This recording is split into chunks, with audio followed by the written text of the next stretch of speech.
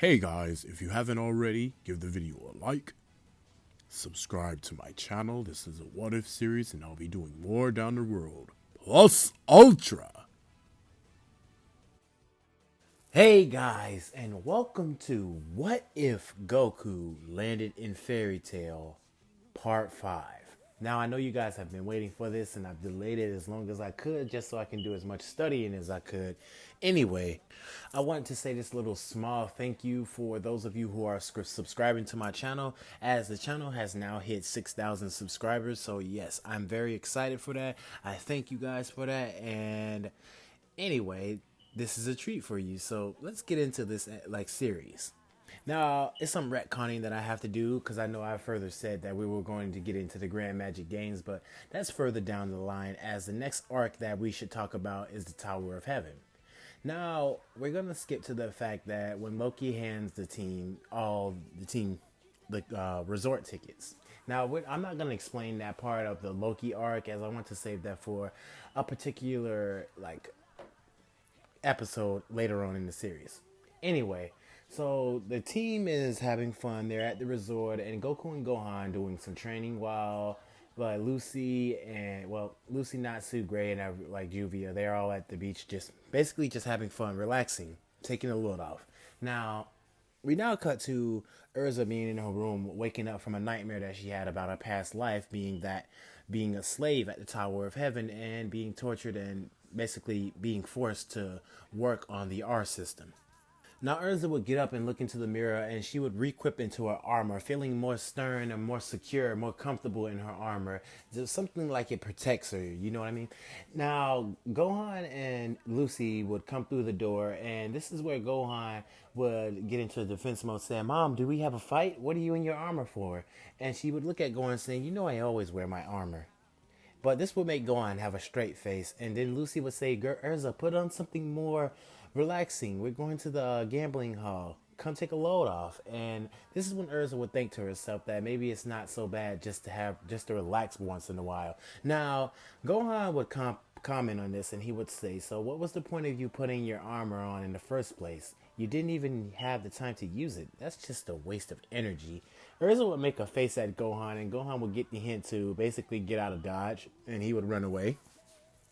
We now cut to when Natsu was on the machine. He gets mad at the machine because he lost or is saying that it's rigged and start banging the chair against it. And this would make the attendant or the man or the whatever the associate working there telling Natsu to stop, don't break the machinery, and Natsu would just carry on doing the usual thing that he did in canon. But then Natsu would be approached by Wally, and Wally would instantly point his gun at Natsu, giving him that little talk or whatever phrase he did. I can't do that whole mobster voice, whatever Wally's voice is. But anyway, now Simon would intercept Juvia and Gray, and we now cut to where Urza's at a card table, and she sees the cards spelling out death. She would instantly look up and see Cho there, and she would get shocked and wondering how is he here, and her past is now starting to haunt her. Now everything would play out per normal, with Simon using his darkness magic, making everything black out, and Natsu getting shot in the mouth, and Gray basically disappearing, or Juvia taking Gray and her to her body. Now, we now cut to the fight pack where Gohan is trying his best to defend against these people, but little to no this highly effort as Gohan managed to knock at least two of them, hit at least two of them very, very hard. Now, this intrigues Goku's attention, gets Goku's attention as he rushes in there after finishing up his training, and he gets in there to see everything is in a scuffle or people are in cars. Now, Sho would use his magic trick on Goku, but Goku would use his energy and basically burst out of the card. Yeah, using that. So Sho would try to trap Goku in the card, and Goku would be in there, and he would look around, but he would then instantly power up and overpower Sho's magic ability to trap people in cards. And this would give them just enough time. I'm gonna say this for example, but this would give them just enough time to basically escape from there and take Urza with them. Now, on that journey, they're going to the Tower of Heaven, and Sho explained to Urza, basically in his teary moment, saying that she's back, but she's not going to be a sacrifice so that all of them can go to heaven. Now we cut back to Goku's perspective with everyone basically like getting their heads together, Natsu waking up yelling out, Juvia revealing that she had gray in her body and stuff like that. So everything would play out as normal with them waking up, and this is at this time, like we're gonna cut back to like Urza. She of course she knocked out Show, like did her whole knockout to Show because he couldn't handle the truth. And I don't say she knocked him out. I say she managed to get like out of that whole scuffle and put her armor back on. Now Simon wouldn't come in, and this is when Simon and Urza, Simon would reveal to Show the truth that Jalal has been manipulating him, manipulating all of them just to build some tower, basically just manipulating them their whole life. Now Show would have a mental breakdown, but we will talk about that. Now we're cutting back to Goku's perspective, and he tells the team that he has to sense for his wife's energy, well, Urza's energy. Now he does this, and he picks up a track of Urza's energy, and he tells the team to grab on. Now Goku teleports to where. So the team ends up at the Tower of Heaven, and this is where the games begin. Now Jalal is basically counting his chessboard and putting the pieces in place. Now he sees that the team has arrived, and this monkey, well, sage or Saiyan sage or something like that. I think, let's say, Goku has been called the mage of the dragon mage or something like that. Basically, like something like that. You understand? It'll further be described or detailed with what like a name for like give me can I you guys I'll give that to you guys. Pick a name that I can call Goku, some kind of similar name throughout the wizarding world. Like what would he be known as? The wizarding Saiyan or the what would he be known as? I'm gonna leave that up to you guys, but let's continue on to the story. So now that the team's there, everything plays out normal, but Urza then intercepts with the team, and this is where she looks at Goku with teary eyes and basically tells Goku about her whole past, that she was a slave here and that this place is very hurtful and has hurtful memories to her. That's why she left in the first place.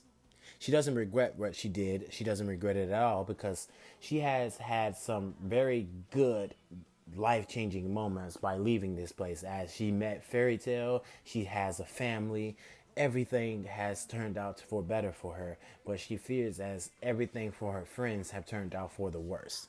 Now the team eventually says they're like tells Urza that they're going to help her through this and help her stop Jalal from basically trying to do whatever he's trying to do, or like resurrect Zera for whatever he's trying to do. They're basically just trying to put it to an end. So the team devises a plan and to split up, with Goku going after Natsu after he just stormed off, and Goku says, I'm going to follow him, as leaving him by himself, he can get into some serious trouble. So Gray tags along with Goku. Lucy and Juvia head off their way, and Urza goes to find Jalal with Gohan. Now all the keystones are put into play.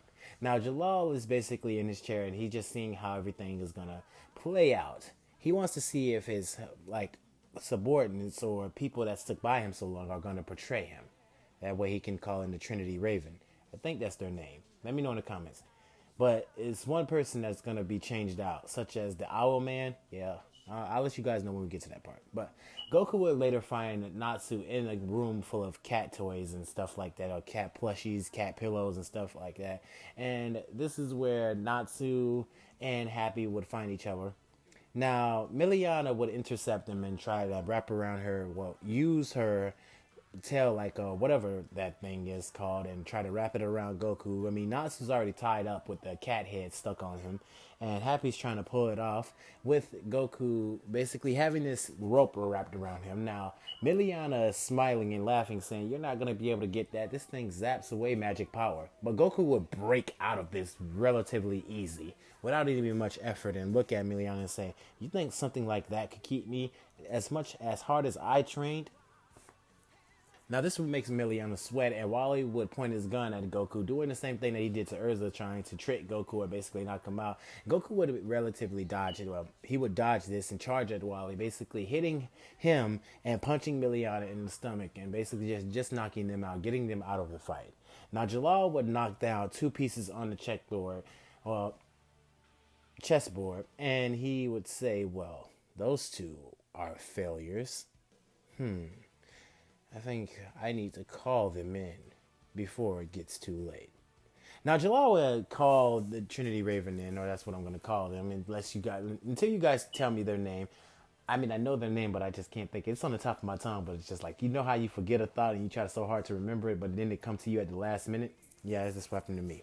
So, so Jalal would call Trinity Raven in, and they would all show up. But one person would be different from the whole mix. As the Owl Man, he wouldn't be in this one per se. Let's erase his character completely and replace that with that of Android 13. Now, I don't know his name, but I'm just going to refer to him as Android 13. Now, Android 13 and the other two are the same with the Rocker and the Lady Sumarai. Now, Jalal tells them that they have a prey as to annihilate each and every one of these fairy tale guild members. And this is where Natsu, Gray, Happy, and Simon would join along because Goku, Gray, and Natsu, they all and Happy, they would all run into Simon along their journey. Now they would be in this like big empty like room or storage room, something like that, something like, but it's very spacey. Now they would intercept with Android 13, and this is where Android 13 would say, "This is as far as you go. Y'all not getting past me, as Jalal wants me to exterminate you permanently." Now, this is where Android 13 would look at them with a very menacing look, and Goku would punch his fist together, saying that they're going to have to beat this guy before they can move any further. Now, with that, Natsu just yells out and says, "I'm all fired up now," and charges at Android 13 without just getting a huge punch to the gut. Basically, that whole punch that makes it look like the fist is going through your body. Yes, that kind of punch. And he kicks Natsu back, sending him tumbling across the ground and crashing into the wall. Natsu feels this and he grunts in pain, and then he gets out of the wall, basically saying that this guy's tough. Gray tries to do his ice make magic and rush at Android 13, with Android 13 doing a sweep kick to Gray's left leg, knocking him off balance and kicking Gray in the face. Now, Gray would follow this by an uppercut to Android 13 and send a flying knee to Android 13's abdominal section, which Android 13 would tank and grab Gray by the leg and swing him around. Now, this would make Gray be dizzy from the constant swinging around, but then he would feel nothing but pain. As for the next thing that happened was he was slammed into the ground. Now, this would shoot across Gray's body and he would scream out in agony. Now, Goku would power up and he would go punch Android 13 in the face, and Android 13 would feel this and he say, "So this guy got some spunk on him. Let's see what you got, Twinkabell." Now, Goku and Android 13 would get into a little scuffle. They would be teleporting all over the room and basically hitting each other, but Android 13 would have the upper hand in this battle, have the upper hand in general. Now, he punched Goku in the stomach, hit Goku in the face, slammed Goku on the ground, and then grabbed Goku by his hair and blasted him into the wall. Now, Natsu, Gray, and Goku come up with a plan, and they all team up just to fight against Android 13, with Simon being back up. Happy can't do much as he's on the back pedal, as he doesn't want to get into the scuffle of this, and basically they told him to stay back as this is not an enemy that you want to get in the way of. Now, Android 13 is doing he's really like, it's not that hard. I wouldn't say it's that hard, but he's somewhere in the midst of he's having to use like a little bit of effort just to fight all three of them. I mean, you have ice on top of fire, and on top of this, you got a Saiyan that you're fighting against. So yeah. Now, Android 13 would be almost backed into a corner, but he would burst out in a huge explosion wave, sending them back like a few feet, and then retaliating with an assault barrage. He would rush at Natsu and send off various amounts of punches to Natsu, various amounts of kicks to Gray, and then he will follow by doing a huge combination on Goku. Because Goku was dodging some of his attacks, and then he will switch it up, doing a huge, uncanny, unthought of combo against Goku. I guess you can say it like that.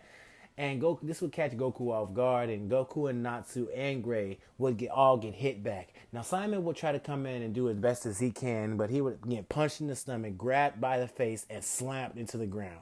Now, Simon would punch Android 13 in the stomach, and Android 13 would look at Simon and say, "Come on. Is that all you got, Tinkerbell? You can't hit me harder than that." And he would sling Simon dead into Goku, who catches Simon for the huge embrace, and they both crash into the wall. Now, all of them are panting real heavy, and Android 13 comes to tell them that he's not even using his full power yet. Goku would smile and say he's not either. Sorry, I had to clear my throat there.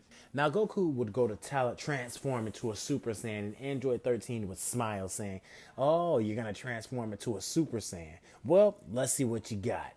Now, Android 13, this time he would be backed into a corner. Now he has all three of them plus a Super Saiyan on this side. Well, let's say all three of them. Yes, with plus a Super Saiyan on this side. So all of them are fighting Android 13 and basically pushing him back. They're having some decent pushback.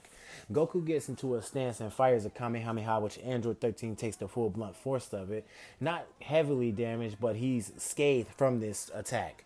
Now Natsu and Gray comes in and does their little Ice Maker magic attack, with Natsu doing a Fire Dragon War and a Fire Dragon Talon, and Gray doing an Ice Make Hammer and a Ice Make Lance, hitting them with the full frontal attacks and all that. Now Android 13 would come from this scuffled, but he would say smile, and a burst of energy would push them back.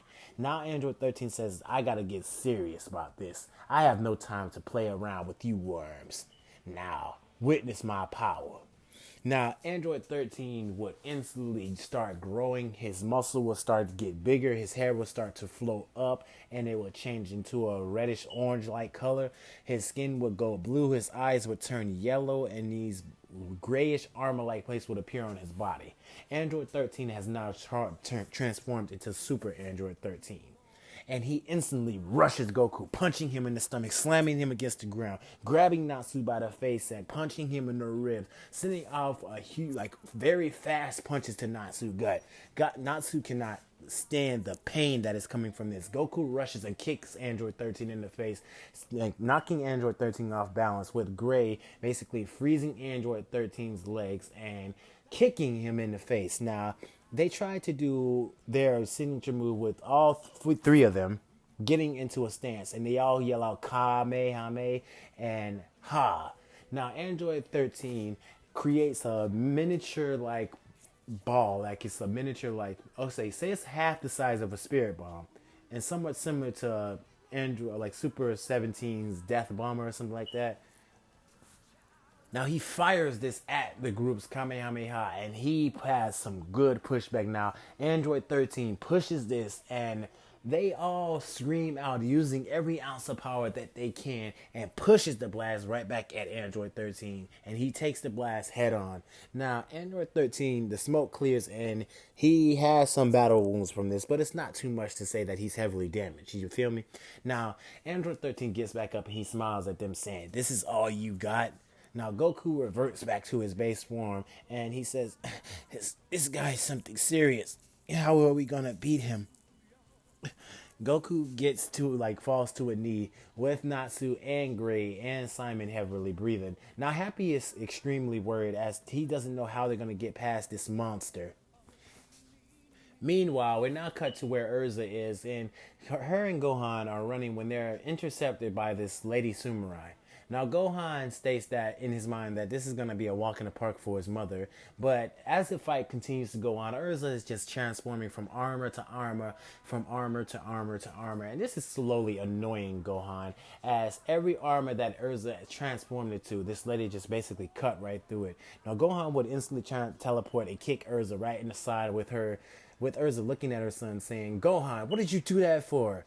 And Gohan would say, "Come on, Mom. You're just like Dad. What are you testing out her power for? You see that this woman is weak. She's not even getting any stronger. Can she even handle you without using your armor? You need to do that right now. We don't have time for this. These people are getting ready to fire an Ethereon blast on us." And I'm sorry if I didn't mention that. It's like I'm mentioning it now. But Gohan would state that the Magic Council has voted to fire an Ethereon blast, and it can be any second right now. The more time you waste, the more it spells out the disaster, a death note for us all. Now, Urza would transform into her armorless form with the two swords, and she would body this lady samurai, basically like it was a piece of cake, I wish it would have did sooner in the anime. But anyway, we don't talk about that. Now, everything will play out with Gohan and Urza basically continuing on their journey to go see Jalal, and when they instantly encounter him. Now, Jalal says that they still have an well, he still has an ace up his sleeve as his her other teammates have not managed to take down his particular one of the Trinity Seven. Let's say that. Now, Jalal would be ecstatic saying that they're going to have a hard time trying to take someone like him down as he's proven to be rather reckless and rather strong. Android 13, I'll find a name for this man because I'm tired of calling him and that. I know that's cringe to say. Anyway, we cut back to Goku, Natsu, Gray, and Simon and Abby. We cut back to their battle with them all breathing heavily and they're heavily battle damaged. Android 13 has complimented them saying, "Yeah, I'm surprised you managed to get this far, but you won't survive any longer. Nah, won't you perish and die?" As he charges up a blast, Goku instantly stands back up and says, "This cannot be it. They cannot die here."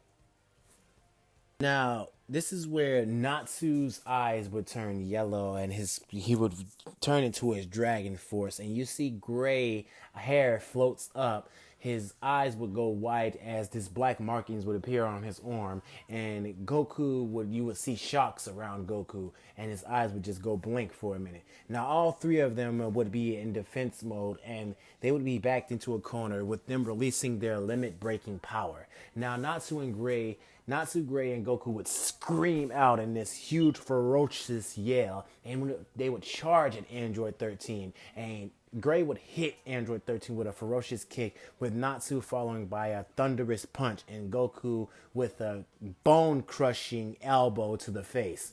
Now, all these attacks would be spinning out all out of control as Simon can barely keep up to what these three are capable of doing. They're all over the place and Android 13 can barely keep up.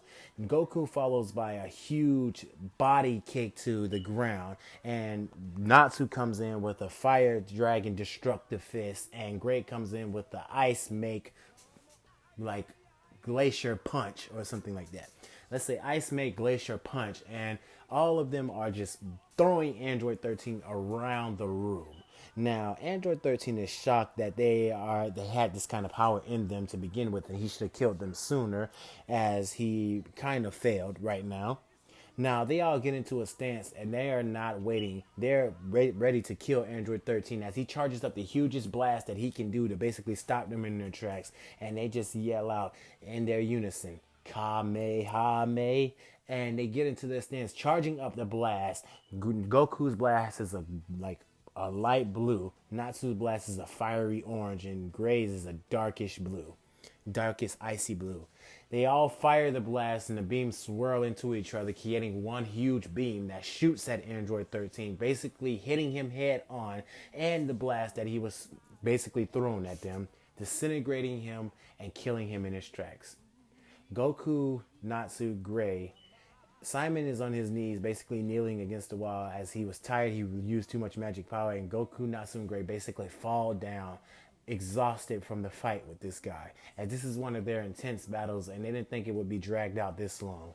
Basically, they wasted enough time as per normal. They wasted too much time, and it's almost a matter of time before the Ethereon blast fires down on them and basically wiping them all out. Now, but little do they know that everything is not finna play out the same way that it did in the original canon. Now, Goku manages to get not everyone off of the island. He teleports Natsu, Gray, Lucy, Juvia. He gets all of them to safety and puts them all on board of a ship with everyone but not turning around while he gets everyone out of there. And because Gray and Natsu are unconscious, they use too much Natsu magic power. Goku teleports right back to the tower, and he goes to intercept where Urza is with Gohan. Now they're getting ready to fire the Ethereon blast, and at that moment, the Ethereon blast is getting ready to commence. They count down, and they fire the blast on top of the Tower of Heaven, turning it into a huge lacrima crystal. Now, this is where Jalal would laugh insanely as he did in the canon, saying that this was a part of his plan all along to turn the Tower of Heaven into a huge lacrima. Now the plan to resurrect Zeref to become something, well, to get to the Tower of Heaven is all in fruition, as this was the last key to the puzzle. Anyway, I hope you guys enjoyed this part 5 to What If Goku Landed in Fairy Tail. Let me know what you guys think. Let me know how you like the video. Show your support by smashing the like button. And if you want to get part 2, I promise I'll get it out as fast as I can. I do have a schedule to run by, and I'm getting quite used to creating a schedule. Just got to create time frames and dates to when I release certain what ifs and everything. So without any further ado, you guys have a good day, a good night, and you already know the deal. Plus Ultra. Good night, guys.